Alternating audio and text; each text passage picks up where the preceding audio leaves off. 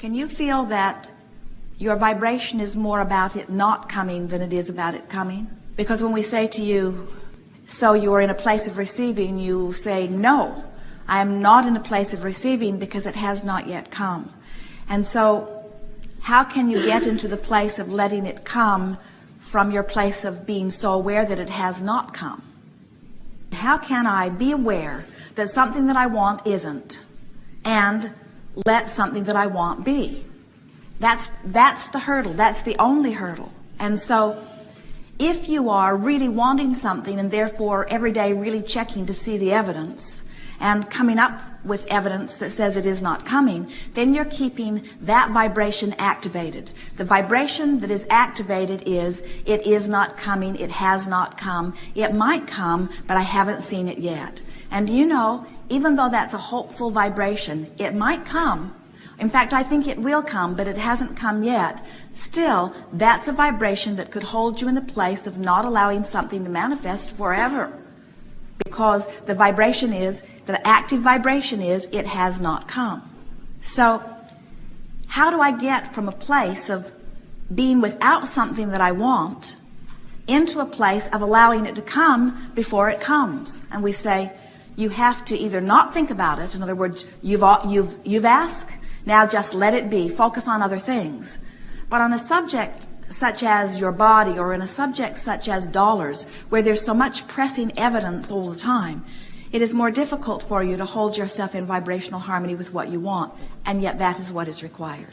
So that's why we believe that the game of virtual reality, or the game of visualization, or the game of selective memory, which is sifting through and looking for other things that felt like that, anything that causes you to activate the vibration that lets it in. So that's what you want to say. I'm activating the vibration that lets it in.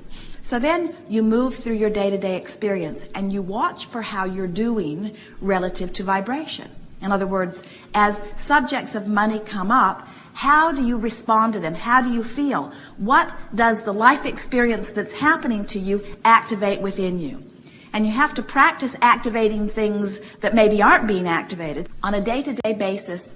What kinds of thoughts relative to the subject of money are you experiencing? In other words, dollars in, dollars out, dollars in, dollars out. But recently you have identified a new intention that goes beyond what you've ever yet allowed. And so now you're stretching to become a vibrational match to the new intention. So if you are the receiver of $16 million, how does that change one's life? At all? In what ways? When you ask for something that you are a vibrational match to, you let it in easily. When you ask for something that you are not a vibrational match to, you don't let it in. If you desire something and you believe it, then it is. If you desire something but you don't believe it, and your belief is the most active vibration, then you don't let it in. So if you desire something and you don't believe it, but you don't think about what you believe, you just think about what you desire, then it doesn't matter what you believe because it's an inactive vibration. The desire is so much more active that then it is. So whether we're talking about desires or beliefs is really not important. What is important is what is the most active vibration relative to a subject.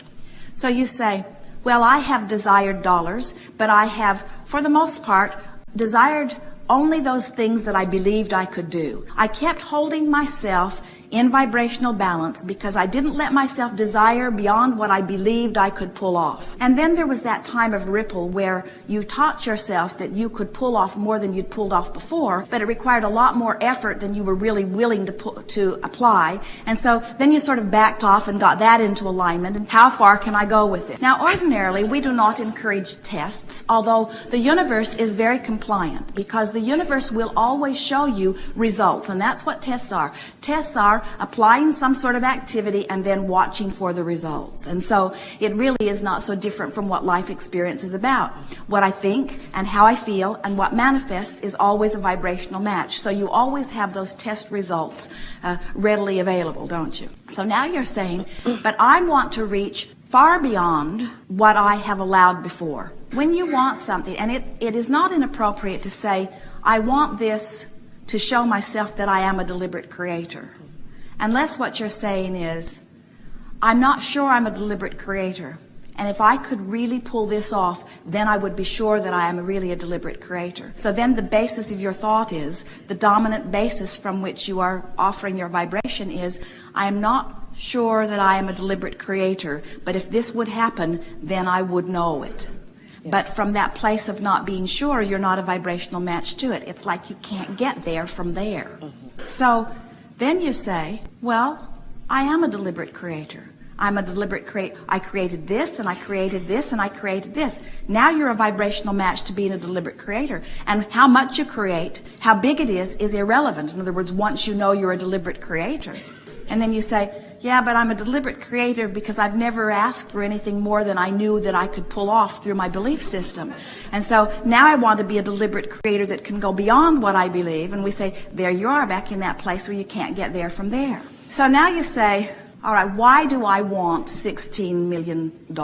Why do I want it? When you ask, when anyone asks, it is given. And you've got to get into this place where you understand that it is not a hard thing to do. In other words, it is not a hard thing to ask. Life experience causes you to easily ask. And it's not a hard thing for your desire to be fulfilled because the answering is not coming forth from any of your labor or effort. In other words, source energy answered them. But whatever you're asking for can come.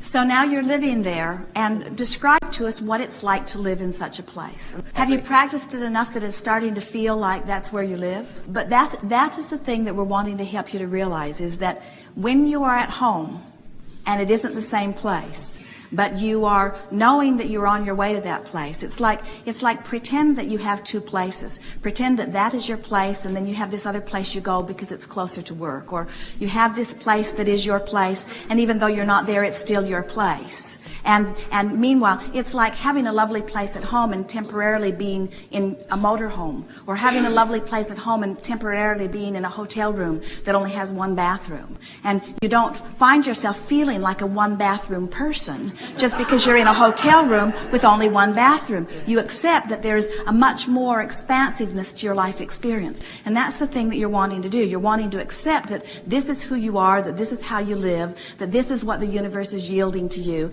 that this and so many things like this are on their way, that you are the receiver of, the allower of, the owner of, the deserver of. This is really who you are. And then when you are home, or when you are in some other space that is other than that, it's like being a multimillionaire and being on a trip in some country where things are not like they are at home, but you're there for the adventure. You didn't expect everything to be like it was at home. In other words, it does not change who you are and what you have.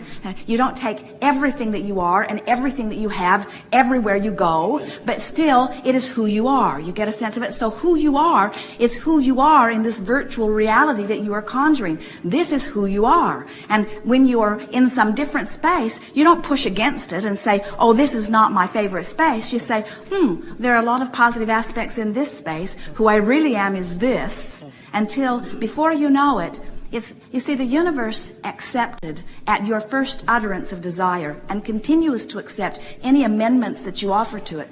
The universe knows exactly who you are and what you want. You've just got to get into this place where you let it be. And you can't let it be in that comparative, it hasn't happened yet feeling, you see. So it's all about enjoying the journey. It's about not taking score and saying, oh, it hasn't happened yet. This is it. Where I'm living is not where I'm dreaming that I'm wanting to live. That's a non-issue. Where you are at any point in time, you don't live on that chair either. You don't live in this big empty room either, and yet here you are. But it does not dissuade you from the totality of that which you are, you see. And so what happens is the more you play in these virtual realities, the more you begin to accept that ambiance, the more you are that being. And the universe already knows it and is offering to you, but you softly then open vibrationally and let it in. There are people and circumstances and events just lined up to accommodate you because you, after all, are vibrationally there. Say, universe, you know what I want. You know who I am and how I'm wanting to live. You know what my future experience holds in light of what I've been offering. And I'm ready to let in as much as you can accommodate now. And then each day, start looking for what the universe is letting in. It's letting in timing. It's letting in traffic patterns. In other words, you're the one letting it in, but the universe, the universal forces, your inner being, that which you call God, it doesn't matter what label you give it. There's a huge staff aware of you, working to assist you in accommodating you on anything that you could ever want. It doesn't matter if it is monetary or if it is about rendezvousing with some kind word. It doesn't matter what the subject is. You have the ability, if you desire it, to live it. No exceptions. Everyone else is the same. I pretended that it had already happened. I felt it. I looked forward to it. And then it was. I'd like to do that. Wouldn't it be nice if, and won't it be fun when?